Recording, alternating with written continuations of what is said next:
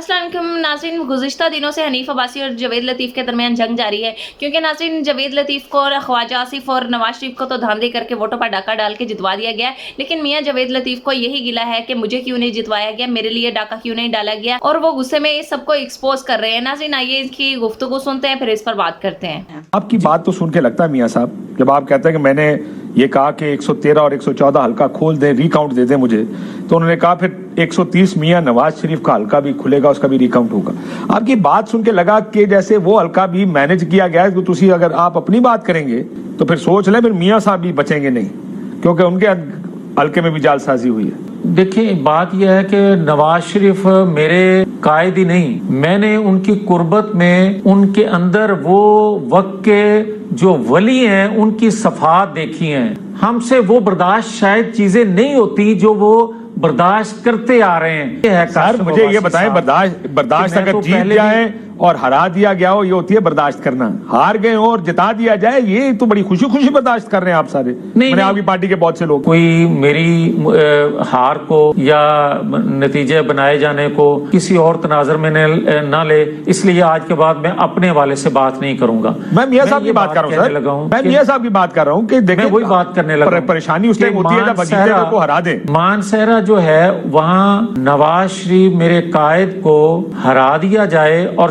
साथ वाले हल्के से, मानसहरा के साथ वाले हल्के से चौधरी यूसुफ साहब जो हैं उनको नवाज शरीफ के नाम पे वोट डले और वो जीत जाएं। सर लाहौर में ओन चौधरी मसला ये यार, ये आर्गुमेंट मियां साहब एक सेकंड, ये जब आप कहते हैं ना कि 113 से अगर मैं जीत गया तो 114 से वो क्यों अगर 114 से वो जीता तो 113 से मैं क्यों हार गया? मैं ये बात नहीं करने लगा भाई, मैं ये अर्ज करने लगा हूँ आपकी खिदमत में। सर जुडिशियल कमीशन बनाए, दो मियां साहब के हल्कों का जुडिशियल कमीशन बना दें, क्या ये दोनों हल्के ऑडिट करके करने लगा हूँ। मेरी बात, मेरी भाई आप इंक्वायरी करवा लें, काशिफ अब्बासी इंक्वायरी कर लें, वज़ीर आज़म पाकिस्तान मोहम्मद शहबाज शरीफ साहब कराएंगे। और यार मेरी बात तो सुन लेना सर, मुतालबा करते हैं मियां साहब के दोनों हल्कों का ऑडिट होना चाहिए। एक सेकंड, जो लोग ये बात करते हैं, मैं ये कहने लगा हूं कि लाहौर की सीट ओन चौधरी नवाज शरीफ के नाम पे जीते और नवाज शरीफ की जीत को मशकूक बना दिया जाए, ये वो शख्स बना रहा है या वो मुतालबा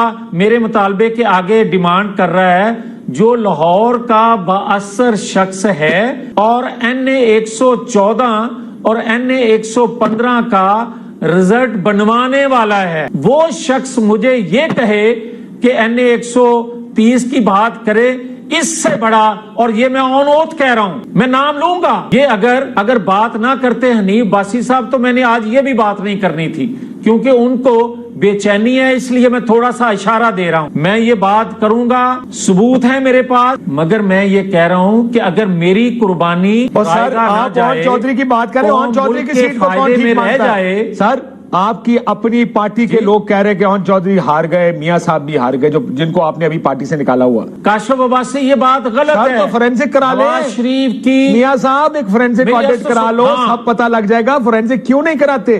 क्यों अगले 5 साल आपने इन तानों में गुजारने हैं कि आप हारे हुए थे, आपको जिताया गया? अच्छी बात कर दी आपने। काशिफ अब्बासी साहब, आपने बहुत खूबसूरत बात की और नतीजा इससे निकल सकता है। आप फोरेंसिक कराएं NA 114 और NA 115 का। सर मैं कहता हूँ 130 का ऑडिट कराए ना, उसका क्यों नहीं कराते? साथ शामिल करें, मेरे हल्के हैं ना, मियां साहब का मनसेरा का हल्का शामिल करें। भाई ये दोनों मेरे हल्के हैं ना। सर आप 5-6 का करा दोनों मेरे हल्के हैं ना। आप तो ये कह रहे हैं धांधली हुई है इस इलेक्शन में, ख्वाजा साहब तो कहते हैं नहीं हुई धांधली इलेक्शन में, मैं तो कहता हूँ कोई धांधली नहीं हुई, ख्वाजा आसिफ साहब कहते हैं, आप कहते हैं धांधली हुई है। ख्वाजा आसिफ साहब के उस पोर्शन पे जिस पे तनकीद की हनीफ अब्बासी ने, जो उनकी गुफ्तगू पे, उस पे मैंने बात की है। मुझे और बहुत सी ऐसी बातें हैं जिस पे इख्तलाफ है ख्वाजा आसिफ साहब से। एक्सटेंशन पे जब दी गई थी बाजवा साहब को, मुझे इख्तलाफ है उस पे, हतमी फैसला नहीं था नवाज शरीफ का, मैंने उस वक्त भी और सर कुरान उठा के, मुझे याद है आपने पार्लिमानी पार्टी में खड़े होकर आप थे जिसने कहा था कि नहीं है ठीक फैसला ये नवाज शरीफ का नहीं। उसी वक्त ख्वाजा आसिफ साहब ने साथ परवेज रशीद साहब बैठे थे, आपके सामने उन्होंने कहा परवेज रशीद साहब जो मैं कह रहा हूं क्या वही मुझे कहा गया है कहने का? उन्होंने कहा जी मैं अंडर ओथ हूं, लेकिन इसका मतन वही है तकरीबन कमोबेश जो हमें लंदन से कहा गया, सारी पार्लिमानी पार्टी को बता दे। ये आपके सामने की बात। मैंने काशिफ अब्बासी साहब एक उस वक्त भी लफ्ज बोला था, आज भी वो लफ्ज दोबारा से दोहरा रहा हूं। मैंने कहा था کہ نواز شریف نے کہا تھا پارلیمانی میٹنگ میں یہ بات رکھی جائے، حتمی فیصلہ نہیں ہے، مگر انہوں نے حتمی فیصلہ بنا دیا۔ مجھے کتنی دیر لگتی ہے کہ فون آپ اٹھاتے ہیں، میاں صاحب کو فون کرتے ہیں؟ سر یہی تو پاکستان کی سیاست کا المیہ ہے کہ آپ اپنے لیڈر کو ڈیفینڈ کرتے ہیں، لیکن آپ اپنے لیڈر کو ایک میسج کریں، ایک فون کریں۔ سر یہ نہیں ہو سکتا، یہ آپ کا فیصلہ ہے، لیڈر کہے گا بالکل یہ میرا فیصلہ نہیں ہے۔ آج سال بعد آپ یہ کہہ رہے ہیں دیکھیں جی میاں صاحب تو آن بورڈ نہیں تھے اس کے، حالانکہ میں جانتا ہوں یہ کہا گیا تھا کہ ہم نے کوئی کنڈیشن بھی نہیں لگانی۔ یہ ادھر سے لندن سے پیغام یہ تھا، یہ پیغام دیا گیا تھا لندن سے۔ بات یہ ہے کہ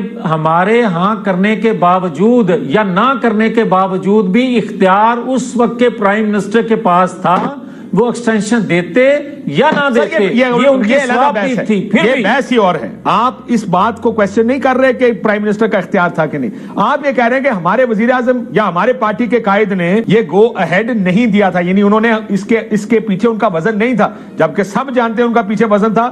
میں نے آپ کو وہ واقعہ بتایا جب آپ نے کھڑے ہو کے پارلیمانی پارٹی میں کہا، خواجہ صاحب نے پرویز رشید صاحب کو سے گواہی طلب کی اور پرویز رشید صاحب نے گواہی دی کہ یہی وہ الفاظ ہیں جو کم و بیش وہاں سے بھیجے گئے ہیں آپ سب کے لیے۔ تو یہ سر ان کو بچانے کی کوشش نہ کریں نا۔ بتا دیں کیا کمیشن اس سے پہلے جو نواز شریف نے بنوایا تھا الیکشن پہ 2013 کے، کیا اثر ہوا تھا اس کا؟ کچھ نہیں ہوا تھا سر، سیٹل ہو گیا تھا معاملہ، اس کے بعد دھاندلی کی بحث ختم ہو گئی تھی۔ نہیں نہ دھاندلی اس کے بعد بھی چلتی رہی، دھاندلی چلتی رہی اور خواجہ آصف نے کہا نہیں 2013 2018 اور 2024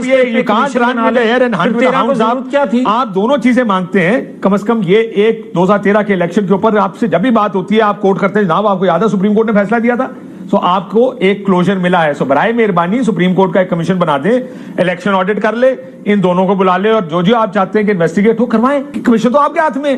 بس آپ بڑی اچھی بات ہے۔ حنیف عباسی صاحب نے ایک ARY کو انٹرویو دیا، انہوں نے بہت سے جو لیڈر اس وقت مسلم لیگ نون کی سیاست پر کے بارے میں بات کر رہے ہیں اس پر تنقید بھی کر رہے ہیں۔ انہوں نے میاں جاوید لطیف صاحب کو کہا کہ انہی کو کی طرف اشارہ کرتے ہیں کہ فلاسفر ہماری پارٹی میں زیادہ بننے شروع ہو گئے، ہار جیت ہوتی رہتی ہے، میاں صاحب کو تھوڑا حوصلہ کرنا چاہیے۔ ہم نے کہا ذرا میاں جاوید لطیف صاحب سے پوچھیں کہ یہ جو اندر سے بیان آیا ہے اس کے بارے میں میاں صاحب کا کیا خیال؟ سیدھا سوال پوچھو، فلاسفر ہو سر؟ طور سیاسی کارکن کے ان کو یہ بات نہیں کرنا چاہیے تھی، جو الیکٹ ہو کے ان کا ایک سوچ اپروچ بدلی ہے اس پہ مجھے یقینی دکھ ہوا ہے۔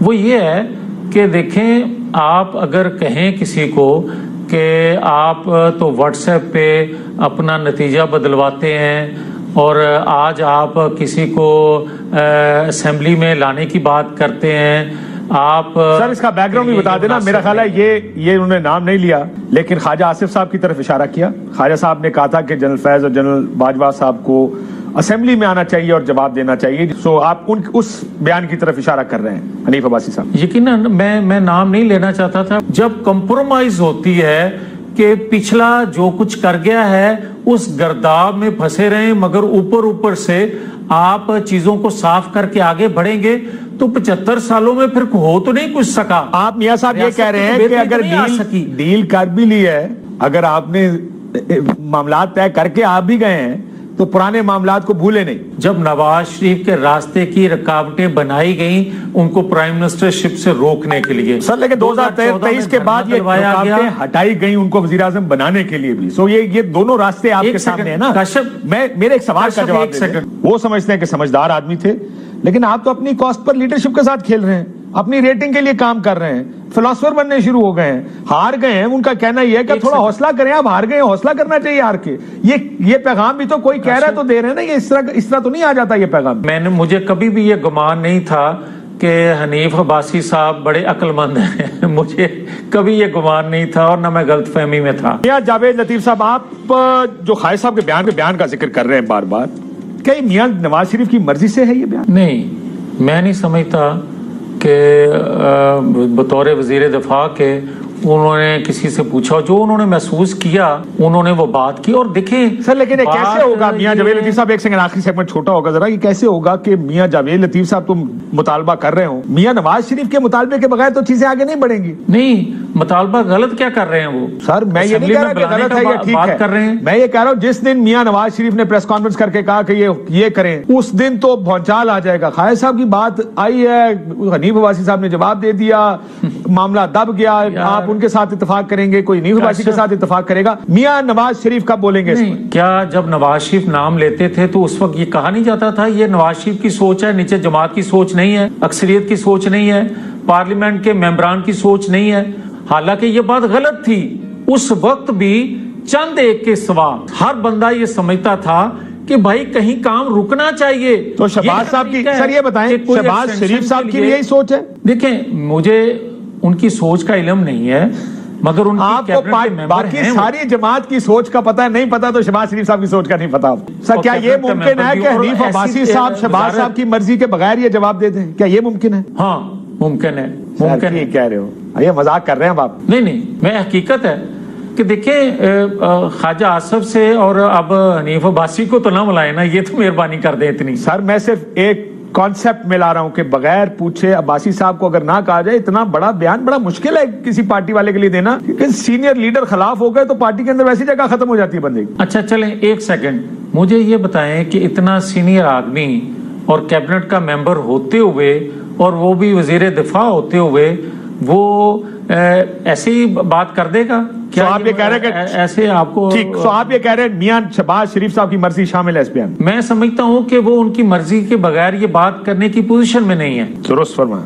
بڑی بات کر رہے ہیں کہ وہ اگر یہ بیان دے رہے ہیں تو اس میں میاں شہباز شریف صاحب کی مرضی شامل ہے، اور اگر شہباز صاحب کی مرضی شامل ہے جو ویسے ہی معاملات اچھے کر کے چلانا چاہتے ہیں، اس کا مطلب یہ کہ میاں نواز شریف صاحب کی مرضی بھی شامل ہوگی. جی میں نے کہا اگر شہباز صاحب کی مرضی شامل ہے تو میاں نواز شریف صاحب کی مرضی بھی شامل ہوگی. نہیں دیکھیں حکومت کے جو معاملات ہیں، کیبنٹ کے وہ ممبر ہیں، ان کو یقیناً رسائی حاصل ہے جو چیئر کرتے ہیں پرائم منسٹر ان کی. اور اگر سر آپ بھی میاں نواز شریف صاحب کو بچا رہے ہیں، ان کو شیلڈ کر رہے ہیں کہ میاں نواز شریف نہیں ہے، شہباز صاحب ضرور ہے اس کے پیچھے.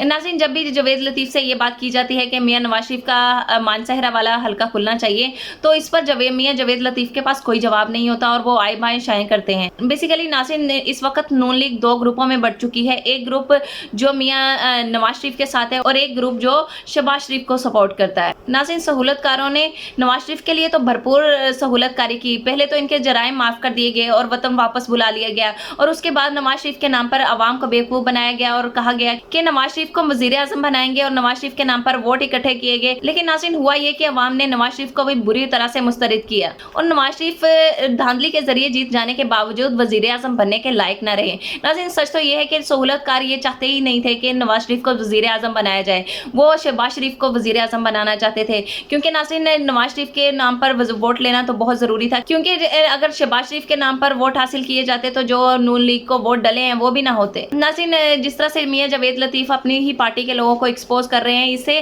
صاف ظاہر ہے کہ اگر یہ جنگ چلتی رہی تو یہ ان کے لیے کافی نقصان دہ ثابت ہو سکتی ہے، کیونکہ ان کی آپسی جنگ ہی انہیں ایکسپوز کرے گی اور یہ ایک دوسرے کی کرتوتیں عوام کے سامنے لائیں گے. ناظرین آپ کا اس بارے میں کیا کہنا ہے؟ اپنی رائے کا اظہار بھی ضرور کریے گا اور چینل کو سبسکرائب ضرور کریے گا.